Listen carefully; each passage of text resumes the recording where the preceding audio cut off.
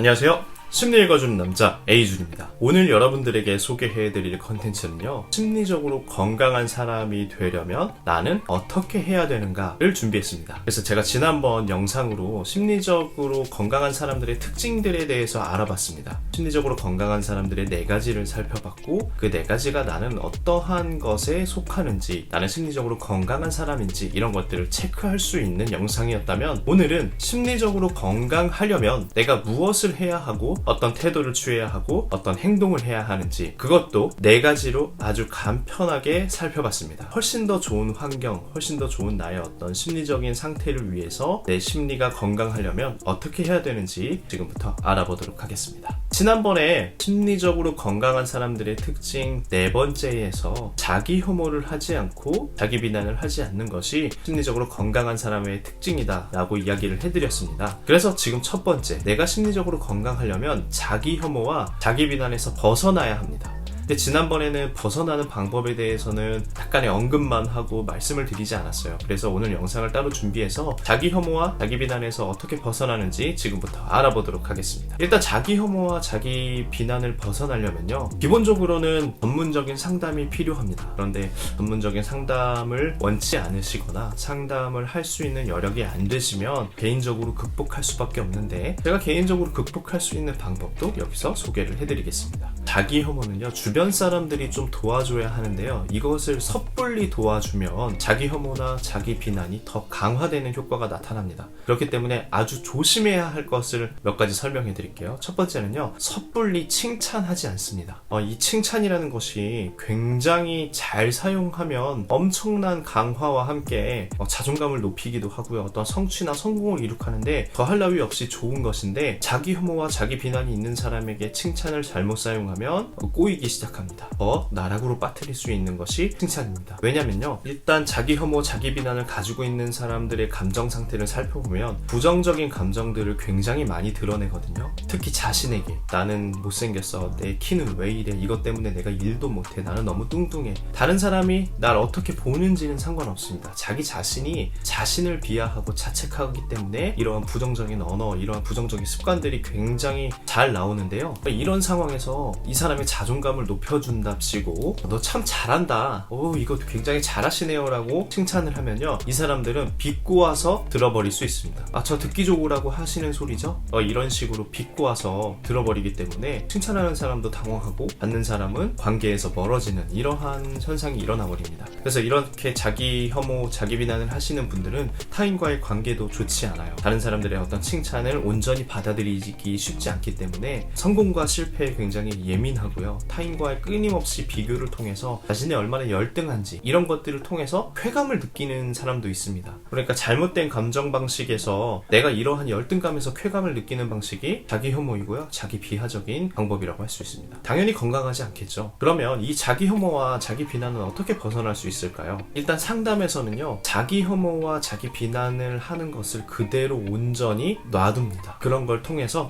지금 자기 비난을 하셨네요, 자기 혐오적인 이야기가 나온 것 같아요, 이런 식의 어떤 상담 세팅이 들어가면 그것조차도 자신의 감정이다라고 인정을 하게끔 먼저 만드는 것이 필요합니다. 자기 혐오를 하고 있구나, 내가 자기 비난적으로 살고 있었구나, 이것을 인지심리학에서는 자동적 사고라고 해서요, 내가 그렇게 느끼고 있었구나 라고 생각하지 않아도 이미 그렇게 시스템화 되어 있습니다. 몇십 년 그렇게 살아왔기 때문에 자기 비난을 하는 것이 너무나 익숙하죠. 그것을 상담자가 끄집어내서 이것이 자기 자신의 감정입니다 라고 이야기해주는 것, 그래서 내 감정이구나, 자기 혐오를 하는 것도 지금 내가 하고 있었구나 라고 느끼게 하는 것이 굉장히 중요합니다. 그러면 일반인들이 상담을 받지 않고 이 자기 혐오나 자기 비난에서 벗어날 수 있는 방법은요, 내가 유능감을 올릴 수 있는 어떠한 작업들을 하는 거예요. 가령 예를 들면 작은 시험에서 합격해보는 것, 책 한 권을요 다 읽어보는 것, 이러한 것들이 본인은 아무것도 아니라고 생각할 수 있지만 그런 것들이 쌓이면 누군가에게는요 굉장히 큰 성취의 조건이 될 수 있습니다. 그러니까 내가 자기 혐오에서 벗어나기 위해서 짧은 에세이를 계속 읽었어요. 그래서 이렇게 읽은 책들이 10권이 되고 20권이 되고 30권이 됐을 때 다른 사람들이 이걸 봤을 때 우와 라고 감탄할 수밖에 없죠. 유능감은요, 정말 내가 유능해서 나오는 것이 아니라 습관에서 나옵니다. 그렇기 때문에 아주 작은 것부터 실천해보는 것. 자기 혐오에서 벗어나는 것을 실천하는 것이 아니에요. 내가 유능할 수 있다. 타인과의 비교가 아니라 나는 이만큼은 내가 스스로 할 수 있다. 내가 해낸 것이다. 이렇게 생각하는 태도, 그리고 실제로 행동하는 것이 필요합니다. 그래서 자기 혐오와 자기 비난에서 벗어나는 방법은 상담을 통해서 이것도 내 감정이구나 라고 수용하는 방법과, 개인적으로 자기가 자기 혐오에서 벗어나거나 자기 비난을 벗어나는 방법은 나의 유능감을 키운다. 그러면 두 번째를 살펴보도록 하겠습니다. 두 번째는요, 부정적인 언어를 얼마나 사용하는지, 하루에 내가 부정적인 말들을 얼마나 쏟아내는지를 체크해보는 것입니다. 가령 예를 들면 힘들어, 짜증나, 피곤해, 못하겠어, 싫어, 이러한 어떤 부정적인 단어들이 있어요. 그런데 우리가 긍정적인 단어만 열심히 쓰세요, 그것이 되게 좋은 것입니다, 긍정적인 것은 굉장히 좋습니다 라고 이야기하는 게 아니죠. 이러한 부정적인 언어가요, 내 심리 상태를 더 고갈시키기 때문이에요. 못한다라고 생각이 내가 들면 내 태도에서부터 정말 못하는 것 같은 태도가 들고요, 행동도 실제로 하지 않습니다. 그렇기 때문에 부정적인 언어들이나 생각들은 내 행동에 영향을 미치기 때문에 부정적인 언어 사용을 체크해 보시는 것을 추천해 드립니다. 그래서 심리적으로 건강한 사람이 되려면 이 부정적인 언어를 체크해서 긍정적인 언어로 바꿀 수 있는지 내가 끊임없이 체크하면 심리적으로 건강한 사람이 될 수 있습니다. 할 수 없어 라고 생각했을 때, 지금은 내가 조금 쉬어야 하니 지금은 할 수 없어, 하지만 꼭 해낼 거야, 이렇게 부정적이지만 긍정적인 언어로 바꿀 수 있다면 여러분들은 충분히 심리적으로 건강한 사람이 될 수 있을 거라고 생각합니다. 세 번째를 살펴볼까요? 저는 이 세 번째가 한국인한테 굉장히 필요한 요소다라고 생각을 하는데요. 세 번째는요, 자신의 감정을 솔직하게 표현하는 것입니다. 많은 사람들이요, 자신의 감정을 굉장히 숨기기도 하고요, 드러내면 큰일 날 것이라고 생각을 하는데요. 실제로 의사소통 기술에는 감정 표현이 들어있습니다. 그래서 말을 잘하는 사람은요, 자신의 감정을 끊임없이 드러내고 그것을 의사소통 기술로 활용하고 사람들로 하여금 그런 감정들을 느끼게끔 하는 것, 이것이 굉장히 건강한 대화법이고 심리적으로 건강한 사람의 특징이라고 이야기할 수 있죠. 이것이 왜 심리적으로 건강한 사람이 되기 위해서 필요한 것이냐, 자신의 감정을 솔직하게 표현하지 못해서 일어나는 것들 때문입니다. 가령 예를 들면 내가 감정 표현을 하지 못해서 가지고 있는 고민들이 있어요. 이 고민들을 방안으로 가지고 가고요, 그리고 개인적인 고민으로 가져가고요, 절대로 해결되지 않을 거라고 생각하고 있습니다. 이러한 표현이 되지 않으면 이것들이 무기력으로 오고 우울증으로 오기 때문에 감정 표현은 배설하셔야 돼요. 우리가 오줌똥을 싸게 되면 배설이라는 표현을 쓰죠. 감정도 마찬가지입니다. 감정을 표현하는 것, 이것을 배설이라고 표현을 하는데, 내가 어떠한 감정들을 표현하지 않아서 생기는 문제점들, 고민들, 이런 것들을 무기력으로 가지 않게, 우울증으로 가지 않게 미리 방지하고 표현해서 헐헐 털어버리는 것이 심리적으로 건강한 사람이 될 수 있다, 이렇게 생각해 볼 수 있고요. 자신의 감정을 솔직하게 표현하지 못하면 상대방이 그 감정을 알아차리기 쉽지 않고요, 그러면 대화가 꼬이죠. 알아주길 바라는 마음이 있을 수는 있지만 그런 것들이 솔직하게 표현된다면 심리적으로 건강한 사람, 심리적으로 건강한 대화가 될 수 있겠죠. 자, 그러면 네 번째를 좀 살펴볼까요? 스트레스를 풀 수 있는 자기만의 방법을 가지고 있는 사람입니다.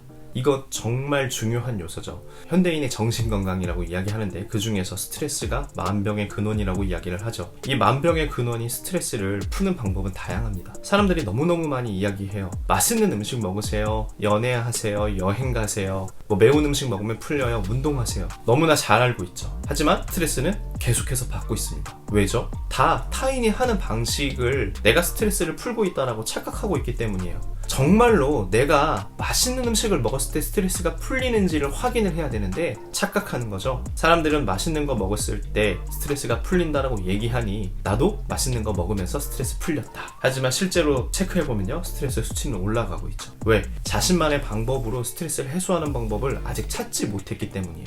그래서 그것은 맛있는 거 먹으세요, 운동하세요, 이런 것들이 스트레스 해소하는 데 도움을 줄 수 있지만 나는 이것을 통해서 스트레스를 해소하고 있습니다 라고 이야기할 수 있어야 심리적으로 건강한 사람이다 라고 이야기할 수 있습니다. 그러니까 다시 말하면 이것도 마찬가지죠. 심리적으로 자기 자신을 알아내는 방법 중에 하나죠. 내가 스트레스를 받고 있구나를 알고요, 그 다음에 벗어나는 방법에 대해서도 알아야 하는 것이죠. 무조건 타인이 좋다고 해서 매운 거 먹으면 수치가 떨어진다. 물론 맞습니다. 매운 것은요, 통각이라고 해서요, 통증을 느끼게 하죠. 그리고 통증을 느끼게 하면 뇌에서 엔돌핀을 분비시킵니다. 그 엔돌핀이 사람을 기분 좋게 만들기 때문에 스트레스 수치를 낮춰준다라고 이야기를 해요. 그래서 실제로 매운 것을 먹었을 때 스트레스 해소에 도움이 되는데, 저 같은 경우에는 다음날 너무 힘들어요. 매운 걸 먹으면 속도 쓰리고요. 다음날 너무 힘들기 때문에 그것 자체가 저에게는 엔돌핀이 아니라 스트레스 원으로 작용합니다. 그래서 저는 운동으로 푸는 편인데, 운동이 어느 순간에는 스트레스가 되는 경우도 있죠. 근육통이 온다던가 어딜 다쳤다던가. 그렇기 때문에 자신만의 방법으로 스트레스를 풀 수 있는 방법이 여러 가지 있다. 남들이 말하는 스트레스를 푸는 방법 말고 내가 스스로 느꼈을 때 이것을 하면 스트레스를 풀 수 있다. 이 방법을 가지고 있는 사람이라면 심리적으로 건강해질 수 있습니다. 이렇게 오늘 심리적으로 건강해지려면 어떻게 해야 되는지 좀 간략하게 4가지를 좀 살펴봤는데요. 이런 것들을 통해서 여러분들이 심리적으로 좀 건강한 삶을 사셨으면 좋겠습니다. 오늘 영상도 도움이 되셨다면 구독과 좋아요 부탁드립니다. 다음에 더 좋은 영상으로 찾아뵙겠습니다. 감사합니다.